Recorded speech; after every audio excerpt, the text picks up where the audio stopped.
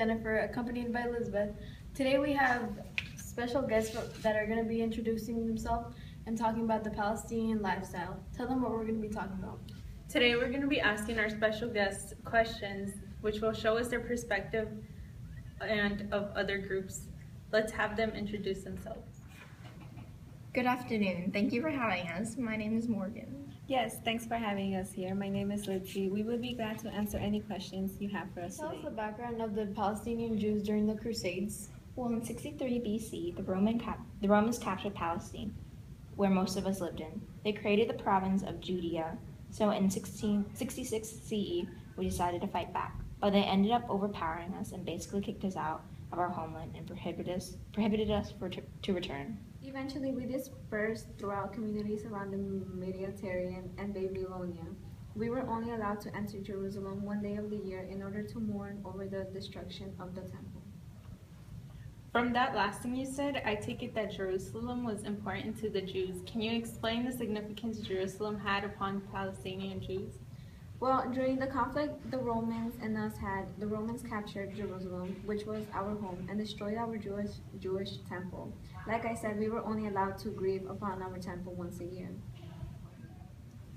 I can only imagine how that would feel like.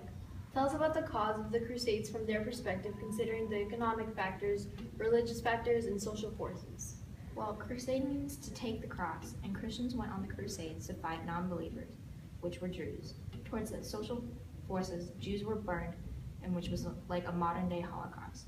The long-term effects economically of the Crusades were lending of the institutes across the continent, methods of taxation, and increase of European trade. The Church's response to these costs was to raise taxes and shows. The individuals sold property and took loans. There was basically a reduction of economic power within the church, which allowed others in Europe to flourish and an increased power amongst the lower and middle class. For the Muslims, Jerusalem was as significant as Mecca and Medina, and Jerusalem was the holy city for Judaism. Its soil and air was holy to them. That was very informative and nice to know about their perspective, including the different factors. Moving on. So what impact did the Crusades have on Palestinian Jews? Well, the First Crusade captured Jerusalem and killed the majority of the non-Christian people. The Muslims and Jews fought together, but the army burnt down synagogues and Jewish towns, with the Jews still in them. Later, Jews were kicked out of their homeland, and some were sold into slavery, and others were forced to convert. The Crusaders opened up a transportation route from Europe, and more Jews wanted to come back. Some did. When the Muslims overthrew the Crusaders, the Jews were allowed back in Jerusalem, their homeland. That was very informing about the Crusades upon the Palestinian Jews.